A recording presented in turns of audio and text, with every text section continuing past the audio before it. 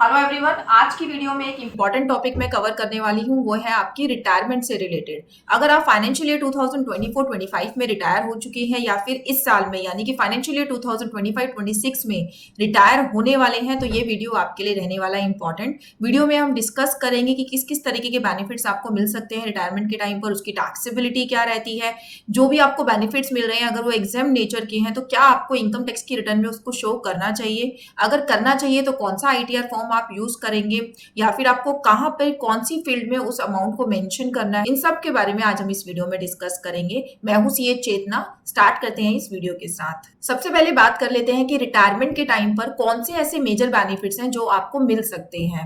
आपको देखिए, रिटायरमेंट के बाद अगर आप एक गवर्नमेंट एम्प्लॉय है तो आपकी पेंशन स्टार्ट हो जाती है, या फिर कुछ प्राइवेट एम्प्लॉयज भी ऐसे होते हैं जिनको पेंशन मिला करती है। तो पेंशन के भी फर्दर दो पार्ट्स में डिवीजन होते हैं। एक होता है हमारा कम्यूटेड पेंशन और एक होता है हमारा अनकम्यूटेड पेंशन। कम्यूटेड पेंशन की अगर मैं बात करूं तो रिटायरमेंट के टाइम पर कुछ पेंशन ऐसी होती है जिसका हम एक बार लमसम अमाउंट जो है रिसीव कर लेते हैं अपने एम्प्लॉयर से, जो कि आपका कम्यूटेड नेचर में माना जाता है।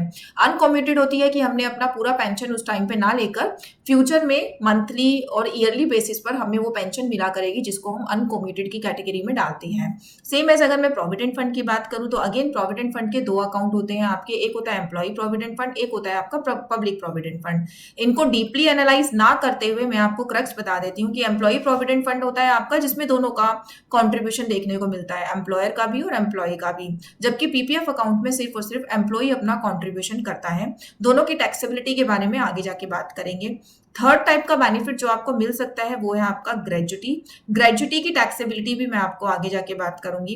Leave encashment during your tenure, अगर आपने कोई ऐसी लीव थी जो आपको मिल रही थी लेकिन आपने उसको अवेल नहीं किया, तो जब आप रिटायर होते हैं तो उसको एनकैश करा लेते हैं और जितनी भी आपका लीव्स का पैसा मिलता है वो आपको दे दिया जाता है।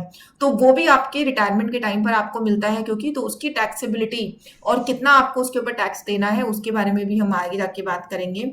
नेक्स्ट पॉइंट है हमारा एनपीएस। रिटायरमेंट के टाइम पर अगर आपकी सैलरी में एनपीएस का पार्ट भी है तो रिटायरमेंट के टाइम पर आपको एनपीएस भी यानी कि नेशनल पेंशन सिस्टम के अंदर भी अमाउंट मिलेगा, जिसकी टैक्सेबिलिटी के बारे में अब हम बात करेंगे। तो ये सारे बेनिफिट्स हैं जो यूजुअली एक एम्प्लॉय को मिलते हैं रिटायरमेंट के टाइम पर। इसके अलावा भी कुछ बेनिफिट्स हो सकते हैं बट कॉमनली यूज्ड बेनिफिट हमारे यही होते हैं। अब हम इनकी टैक्सेबिलिटी के बारे में अगर बात करें तो कम्यूटेड पेंशन जो आपको लमसम अमाउंट पेंशन का मिल रहा है वो आपका एग्जेम्प्ट होता है गवर्नमेंट एम्प्लॉयज के लिए, ठीक है। और अगर आप नॉन गवर्नमेंट एम्प्लॉय हैं तो आप लोगों के लिए इसमें एक कंडीशन होती है कि आपको ग्रेजुटी मिलता है या फिर नहीं मिलता। अगर आपको ग्रेजुटी मिलता है तो आपको जो भी कम्यूटेड पेंशन मिल रही है उसका 1/3 अमाउंट जो है एग्जेम्प्ट हो जाएगा। जो बैलेंस अमाउंट है उसके ऊपर आपको टैक्स पे करना पड़ता है।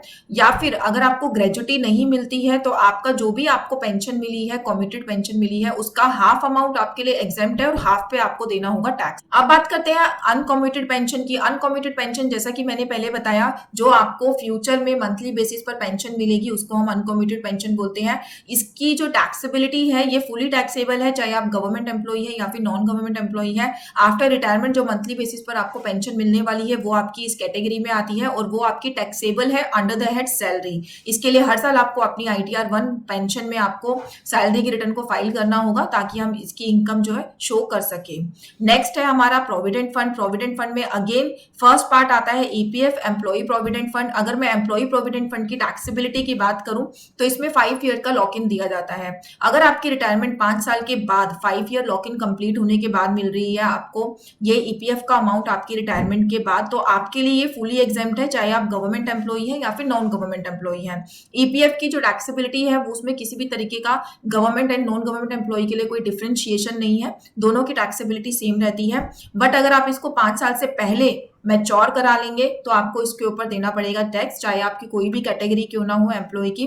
बट यहीं पर ही कुछ इन्होंने इस तरीके की कंडीशंस दी है कि अगर आप किसी पर्टिकुलर पर्पस के लिए जो कि ऑथोराइज पर्पस है उसके लिए अगर आप विड्रॉ कराते हैं 5 साल से पहले तो भी आपको इसके ऊपर टैक्स नहीं देना होता। अब बात करते हैं पीपीएफ अकाउंट की। पीपीएफ का जो लॉक इन होता है हमारा वो 15 ईयर्स का लॉक इन होता है। अगर आपको अपनी रिटायरमेंट पर 15 ईयर बाद ये पैसा आपको मिल रहा है तो ये आपके लिए फुली एग्जेम्प्ट रहने वाला है, चाहे आप गवर्नमेंट एम्प्लॉय है या फिर नॉन गवर्नमेंट एम्प्लॉय एम्प्लॉय है। और इसमें प्री मैच्योरिटी की तो बात हम कर ही नहीं सकते, क्योंकि 15 ईयर से पहले आप इसको फुली विड्रॉ नहीं कर सकते हैं पीपीएफ के अमाउंट को। 7 ईयर के बाद आप कुछ अमाउंट के लिए एलिजिबल हो जाते हैं कि आप किसी पर्टिकुलर स्पेसिफाइड पर्पस के लिए इस अमाउंट को विड्रॉ कर सकते हैं, बट आप 100% विड्रॉ नहीं कर सकते। अब बात करते हैं ग्रेजुइटी की। जब हम रिटायर होते हैं तो हमारी जो अमाउंट है उसमें एक मेजर पोर्शन जो है ग्रेजुइटी अमाउंट का हमें मिलता है। ग्रेजुइटी की अगर मैं बात करूं तो गवर्नमेंट एम्प्लॉय के लिए ग्रेजुइटी हमारा फुली एग्जेम्प्ट होता है।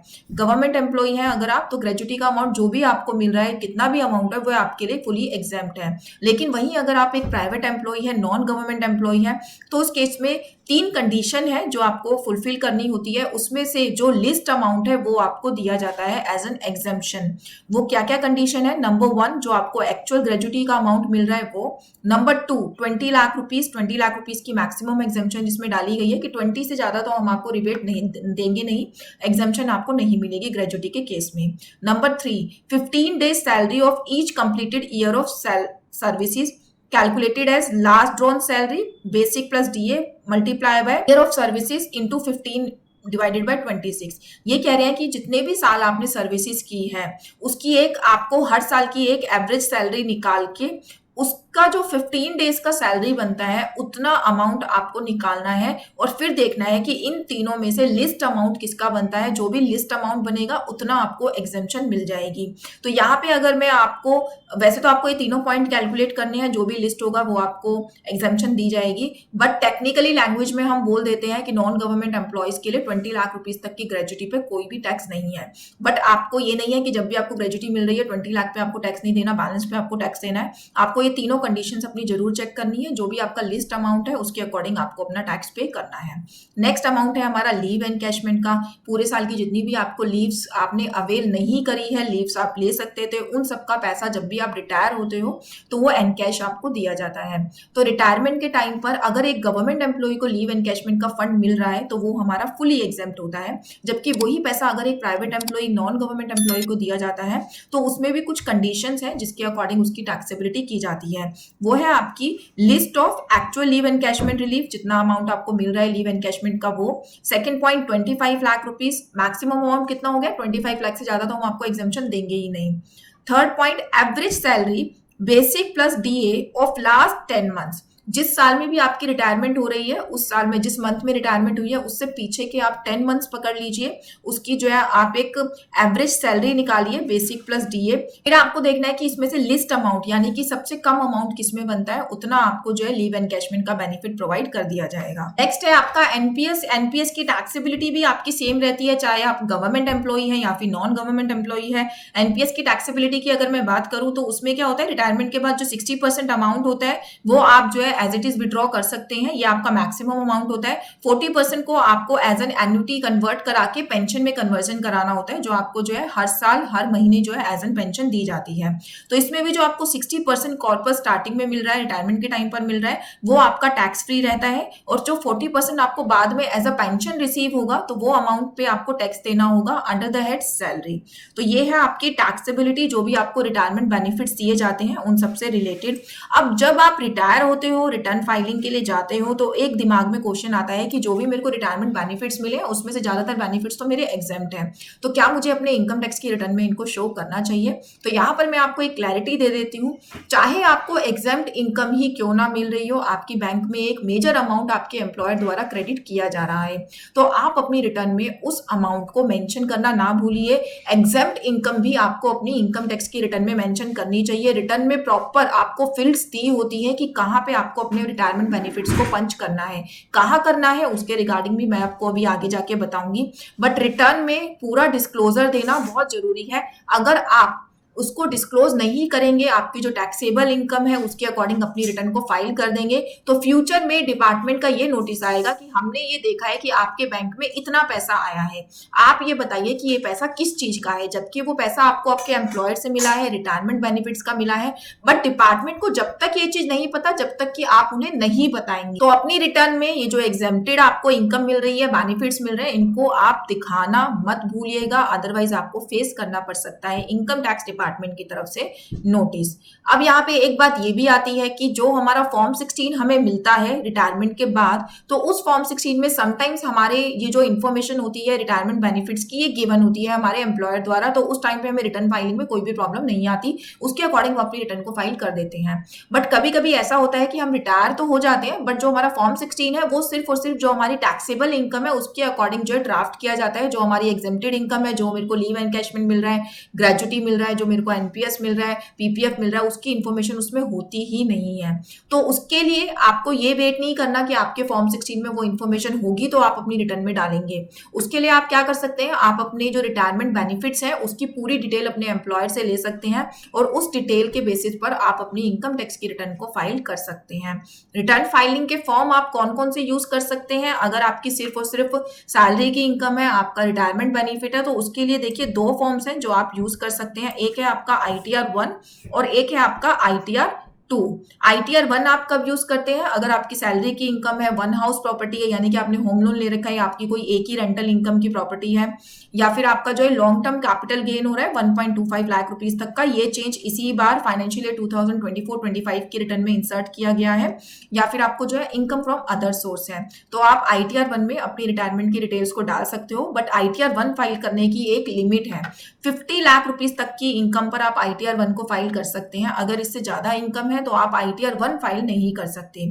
तो अगर आपके जो रिटायरमेंट बेनिफिट्स हैं उन सबको मिलाकर आपको जो रिसीव हो रहा है वो आपको 50 से ज्यादा हो रहा है, तो उसके लिए आप ITR 1 चूज नहीं कर सकते, आपको चूज करना होगा ITR 2, क्योंकि ITR 2 में सेम डिटेल आप RTR 1 की डाल सकते हैं। इसके अलावा जो एक एक्स्ट्रा बेनिफिट है वो है कि आप इसमें 50 लाख रुपीस से ज्यादा की रिटर्न को यहाँ पे पंच कर सकते हैं, और अगर आपका कोई म्यूचुअल फंड गेन है, शेयर कैपिटल का गेन है, तो वो इसमें आप 1.25 लाख से भी ज्यादा का पंच कर सकते हैं। तो ये तो ITR फॉर्म है अगर आप रिटायर हो रहे हैं तो।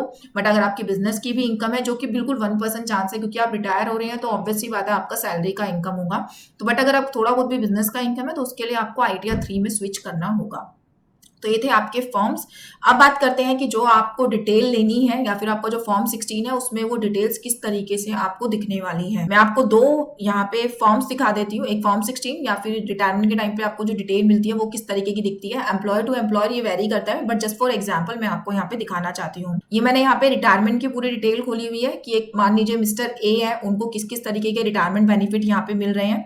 जैसे इसमें यहाँ पे इनको मेंशन किया गया है कि उनको पेंशन कितनी मिलेगी, ठीक है, पे फॉर फैमिली पेंशन कितनी है, पेंशन यहाँ पे कैलकुलेट की गई है, उसमें से कम्यूटेड कितनी है, अनकम्यूटेड कितनी है।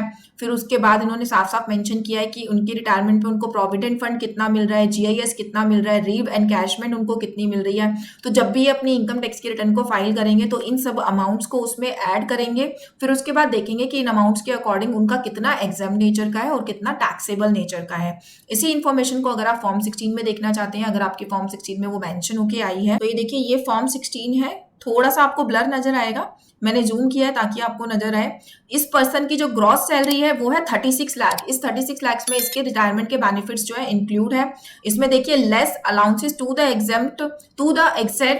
एक्सटेंट एग्जाम्प्ट अंडर सेक्शन 10, इसमें अलाउंसेस ऐड किए गए हैं। फिर उसके बाद उन्होंने ये भी बोला है कि इसमें से कितने अमाउंट के आपके एग्जाम्प्ट है, उन्होंने यहाँ पे मेंशन किया है। जैसे ग्रेजुटी इसमें मेंशन की गई है, आपका 18 लाख का एग्जाम्प्ट है, और लीव एनकैशमेंट आपका 11,16,000 का एग्जाम्प्ट है। तो अगर ये एग्जाम्प्ट वाले को हटा दें तो मिस्टर ए का जो टैक्सेबल अमाउंट है वो है 6,84,000।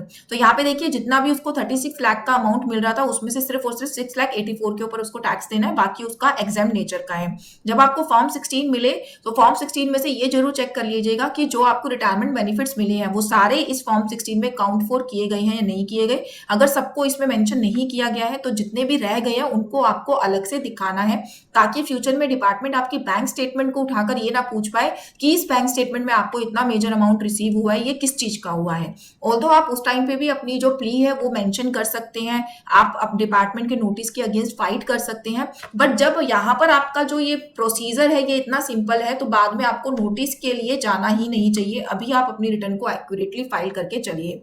तो इस तरीके से आपको फॉर्म 16 में डिटेल्स देखने को मिलेगी। अब बात करती हूँ कि यूटिलिटी में आपको ये कहाँ दिखाना दिखाना है। देखिए, अगर मैं फाइनेंशियल ईयर 2024-25 की रिटर्न्स की बात करूं तो अभी तक हमें यूटिलिटीज नहीं मिली है, सिर्फ हमारे पास पीडीएफ फॉर्म्स आई हैं, बट पीडीएफ फॉर्म्स में कहीं पर भी रिटायरमेंट से रिलेटेड कोई भी चेंज देखने को नहीं मिला है। तो इसीलिए मैं आपको लास्ट यूटिलिटी से दिखा देती हूँ कि कहाँ पर आपको ये फील्ड्स मेंशन करनी है, क्योंकि यूटिलिटी आपकी सेम रहने वाली है। यूटिलिटी जब आप अपनी ओपन करते हैं, आपको पहले फॉर्म सिलेक्ट करना होता है, फिर उसके बाद आपको बताना होता है कि आपको किन किन सोर्सेज से इनकम हो रही है। तो मैंने वहां पे सैलरी को क्लिक करके रखा है। सैलरी जैसे ही मैंने टिक करी, वहां पे मेरा सैलरी वाला कॉलम पूरा खुल जाता है कि यहाँ पर आप अपनी सैलरी डालिए। तो सैलरी जब आप पंच करेंगे तो वहां पर भी आपको डिफरेंट डिफरेंट सेक्शन मिलेंगे। Salary under section 17(1), 17(2), 17(3). तो 17(1) में आपको जितने भी आपको सैलरी के डिवीजन मिल रहे हैं उन सबको पहले फाइल करना है। जैसे बेसिक आपको कितनी मिल रही है, एचआरए आपको कितना मिल रहा है, डीए आपको कितना मिल रहा है, आपकी कम्यूटेड पेंशन आपको कितनी मिल रही है, लीव एनकैशमेंट कितना है, ग्रेजुटी कितना है, अदर अलाउंस कितना है। तो ये सब डिटेल आपको अपने फॉर्म 16 से मिल जाएगी। अगर ये रिटायरमेंट बेनिफिट्स की ना मिले तो अगेन आई एम सेइंग, तो आप अपने एम्प्लॉयर से जो पेंशन की डिटेल ले रहे हैं वहां से आप इन डिटेल्स को डाल सकते हैं। यहाँ पर आपको जो डिटेल डालनी होती है वो 100% अमाउंट डालना होता है। इसमें आपको एग्जाम्पशन को कैलकुलेट नहीं करना। जितना अमाउंट आपको मिला है आपकी बैंक स्टेटमेंट में, आप पूरा इसमें अमाउंट उसको डालिए और टोटल अमाउंट अपना कैलकुलेट कर लीजिए कि कितना आपको मिल रहा है। जैसे इस पर्सन को 51 लाख रुपीस का अमाउंट मिल रहा है, ये सब ऐड करने के बाद अब आपको देखना है कि उसमें से एग्जेम्प्ट आपका कितना रहने वाला है। यहाँ पर आपकी इंफॉर्मेशन आती है allowances to the extent exempt under section 10। तो अंडर सेक्शन 10 में यहाँ पर आपको क्लिक करना है और यहाँ पर जो जो आपकी एग्जेम्पशन आपको मिलेगी, जैसे कि आपकी पेंशन में कितनी आपको एग्जेम्पशन मिलेगी, आपको पहले कैलकुलेट करना है, फिर उस अमाउंट को यहाँ पे मेंशन कर देना है। लीव एनकैशमेंट में आपको कितनी एग्जेम्पशन मिलने वाली है आपको यहाँ डालनी है। ग्रेजुटी में कितनी एग्जेम्पशन मिलेगी आप यहाँ डालिए। तो जितनी भी एग्जेम्पशन है वो आपको allowances to the extent exempt under section 10 के अंदर अपना ये खोलना है और जितनी आपको फील्ड्स मिलती हैं जो आप एग्जेम्पशन अवेल कर रहे हैं उसके अंदर डाल दीजिए। अगर कोई ऐसी फील्ड है जिसका एग्जेम्पशन तो आपको मिलेगा बट वो फील्ड यहाँ पे नहीं है तो आप अदर्स में उसको मेंशन करके यहाँ पे मेंशन कर सकते हैं। जब आप ये डाल देंगे तो आपकी जो नेट सैलरी है अपने आप टोटल में से इसको लेस करके यहाँ पे दिखाएगा वो, और इसके ऊपर आपको देना होगा टैक्स। तो ये था आपका रिटायरमेंट का पूरा प्रोसीजर कि रिटायरमेंट बेनिफिट्स को आपको दिखाना है नहीं दिखाना और क्या क्या पेपर होने चाहिए और दिखाना है अपने रिटर्न में तो कैसे दिखाना है। अगेन आई एम सेइंग, इसको जरूर मेंशन करिए, अदरवाइज ये जो आपको एक मेजर अमाउंट अपने एम्प्लॉयर से मिल रहा है उसका नोटिस आपको देखने को मिलेगा ही मिलेगा। मैंने ऐसे बहुत सारे केसेस देखे हैं अपने क्लाइंट्स के। तो अगर आपको ये वीडियो पसंद आई है तो वीडियो को लाइक और चैनल को सब्सक्राइब कर दीजिए। अगर आपको कोई क्वेरी है तो नीचे कमेंट सेक्शन में डाल के आप मेरे से पूछ सकते हैं। जो मैंने टैक्सेबिलिटी यहाँ पे डिस्कस करी है वो सिर्फ रिटायरमेंट के बाद की करी है। उससे पहले अगर आप इन फंड से पैसा मैच्योर कराते हैं तो उसकी टैक्सेबिलिटी अलग रहती है। वीडियो बहुत लेंथी हो जाती है अगर मैं एक एक पैरामीटर्स को यहाँ पे डिस्कस करती तो। Thank you so much for watching this video. Thanks a lot.